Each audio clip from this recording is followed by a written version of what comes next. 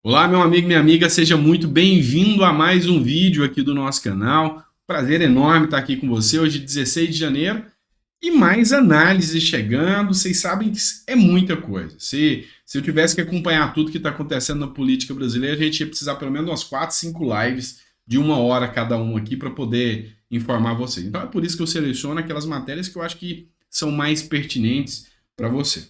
Lembrando, eu preciso relatar isso aqui sempre nos vídeos. A gente está aqui só para trazer informação de maneira imparcial e fazer análise para que você entenda um pouco mais sobre política.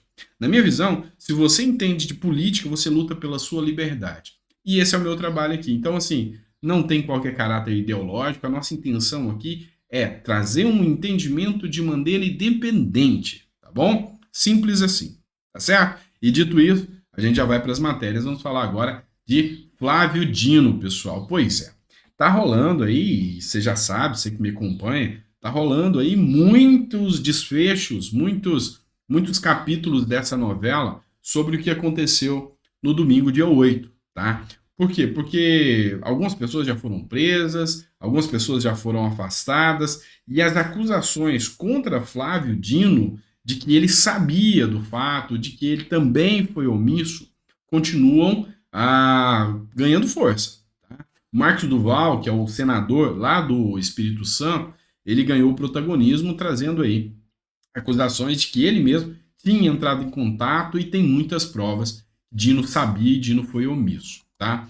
Mas Dino, conforme a matéria de Pleno News, teve que se defender sobre essa intervenção nos atos, tá? E olha só, o discurso dele agora é meio que, não, eu não sabia, eu não sou profeta para saber isso. Pois é, e é o grande ponto. Eles querem provar que ele sabia e se omitiu.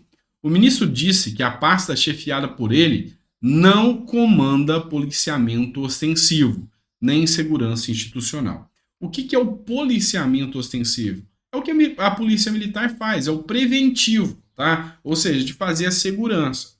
Só que a grande questão é que alguma coisa nessa informação de Dino continua sendo questionada. Porque o Flávio Dino, ele tem a Força Nacional à sua disposição.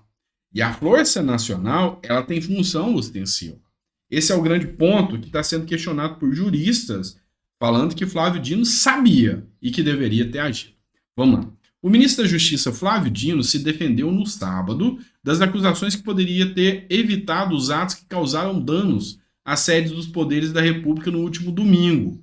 Pelas redes sociais, Dino afirmou que o policiamento ostensivo e a segurança institucional não são de atribuição da pasta deschefiada por ele.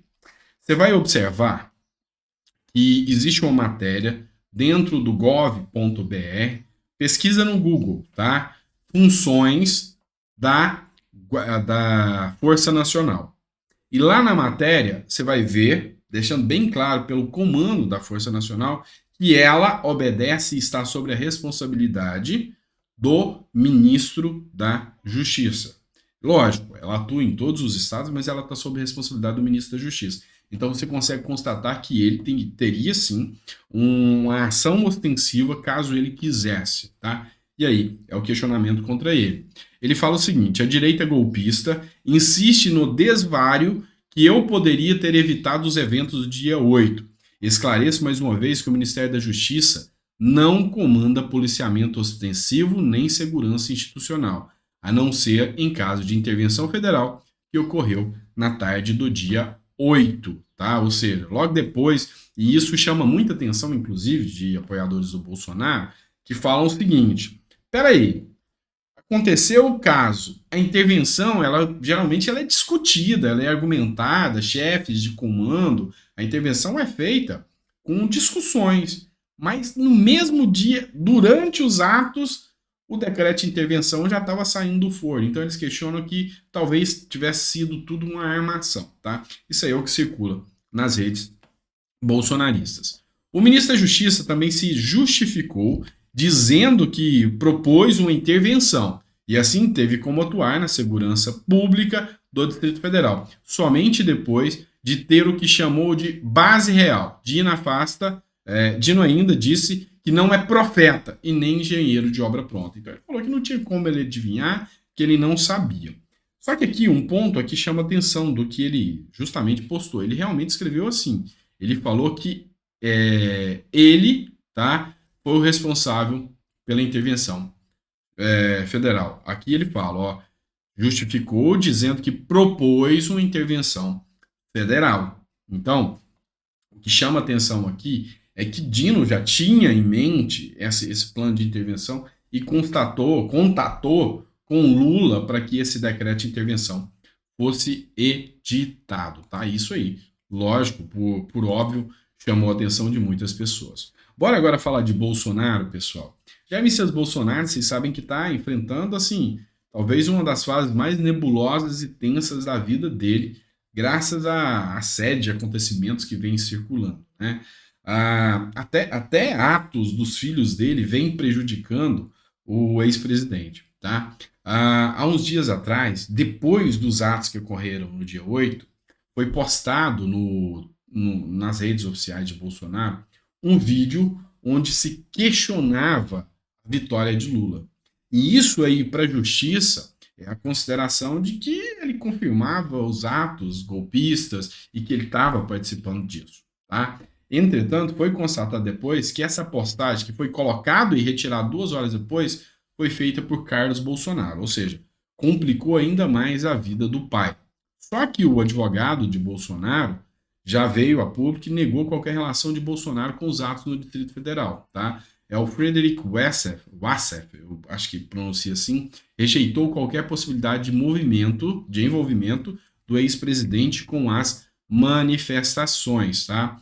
O advogado Frederic Wassef afirmou na sexta-feira agora que o ex-presidente Bolsonaro não teve qualquer relação com as manifestações realizadas em Brasília, que resultaram na invasão e depredação dos prédios públicos no último domingo. Em nota, o defensor disse que Bolsonaro repudia os atos ilegais e criminosos. O ex-presidente Jair Bolsonaro sempre repudiou todos os atos ilegais e criminosos e sempre falou publicamente ser contra tais condutas ilícitas, assim como sempre foi um defensor da Constituição e da democracia. Em todo o seu governo, sempre atuou dentro das 4 linhas da Constituição, diz o comunicado do advogado. Pois é, a grande questão aqui é que os argumentos de que Bolsonaro não tem nada a ver com os atos ocorridos de depredação do prédio dos 3 poderes vem ganhando força. E um dos nomes que aí eu quero ver o questionamento, o que as pessoas vão falar, que falou que Bolsonaro não tem nada a ver com isso, é o ex-ministro do STF, Marco Aurélio, que teceu duras críticas a Alexandre de Moraes e a perseguição que está sendo feita. E isso aqui não são palavras minhas, são do Marco Aurélio, ex-ministro do STF. Mas já que a gente já falou de Bolsonaro agora, a gente pula para o Lula fazendo coraçãozinho aqui para você, beleza? E aqui, uma crítica, que há uma mídia, tá, que atacou muito Bolsonaro e agora veio tecendo, já está caindo alguns pontos onde ele já está tecendo críticas ao Lula, tá? O slogan de campanha, o slogan, inclusive dos apoiadores de Lula, depois da eleição, foi de que o amor venceu. Mas olha só, essa matéria aqui do Metrópolis que compensa a gente discutir com você.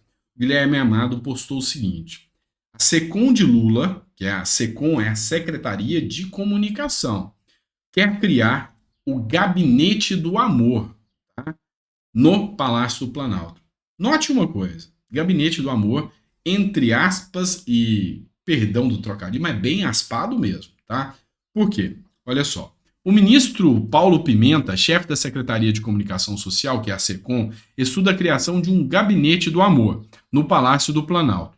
Se a ideia vingar, o governo deve contratar influenciadores digitais que ajudam a impulsionar a candidatura de Lula nas redes sociais. Não está claro em qual área da SECOM os influenciadores trabalhariam e quais seriam as suas funções efetivas no governo federal. O certo é que os contratados forneceriam expertise ao Planalto para demarcar a presença de Lula nas redes sociais. Durante o governo Bolsonaro, o terceiro andar do Planalto sediou a estrutura que ficou conhecida como o Gabinete do Ódio, responsável pela reprodução de fake news e pelo assassinato de reputação dos detratores do governo. governo, tá? Então, o amor venceu e agora o gabinete é do amor, não é mais o gabinete do ódio. Por quê? Porque todos esses influenciadores, e eu vou te falar que são pessoas que realmente têm uma ideologia que é triste. Ontem mesmo eu fui atacado por um desses influenciadores só porque eu trago a notícia aqui de forma independente e límpida para vocês. Então, assim, outro exemplo, vamos trazer Glenn Greenwald aqui, que fez críticas ao ministro do STF. E olha só qual o seu questionamento. O Glenn Greenwald, que é um jornalista que pela esquerda já foi considerado o melhor jornalista, já chegou a receber prêmios por isso. Diz que a esquerda está usando o David Miranda, né, para atacá-lo. Deixa eu te explicar quem é David Miranda. David Miranda é o marido do Glenn Greenwald, deputado federal, que está na UTI, já em estado grave, há alguns meses. Eu sei que o vídeo estendeu um pouquinho, mas eu vou ler isso aqui para você. O jornalista Glenn Greenwald usou suas redes sociais neste sábado para denunciar os ataques que vem sofrendo por produzir reportagens críticas ao ministro Alexandre de Moraes, do Supremo Tribunal Federal. Pelo Twitter, Glenn afirmou que a esquerda tem usado a doença de seu companheiro, o deputado federal David Miranda, para atacá-lo. Uma grande parte suja da esquerda não debate. Usaram meu marido para me atacar, desde teorias conspiratórias sobre a sua doença até usar o site de fake news criado por sobre David por Oswaldo Eustáquio durante a Vaza Jato, até o ponto de que o nome dele entrar no top trends do Twitter, tá? E ficou. Não eram trolls, mas um grupo de grande de esquerdistas, é o que escreveu.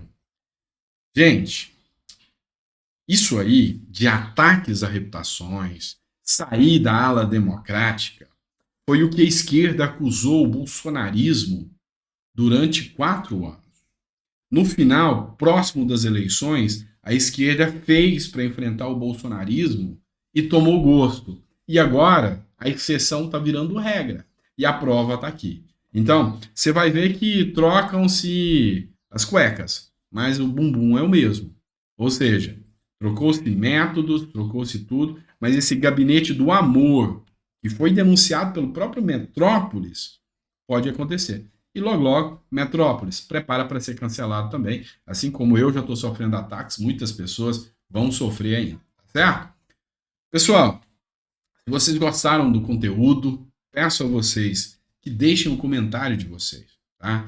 O intuito do meu canal, eu reitero e repito, é só fazer uma análise do que circula nas redes, na mídia, para que a gente possa discutir sobre isso e trazer um entendimento para você. Tá? Então, a sua opinião do que eu posso melhorar no canal é muito importante, tá? Afinal, o conteúdo é preparado para você. O intuito aqui é ser independente, tá? É fazer uma análise independente, mas crítica, tá? Afinal, eu amo o meu país e quero que o país vá para frente. E vá para frente sem os erros do passado. E sim, pensando numa evolução do nosso povo, que é lindo, é bonito e é abençoado por Deus. Bom, gostou? Curte, compartilha e se não é inscrito, não esquece de se inscrever, não? Tá bom? Abraço.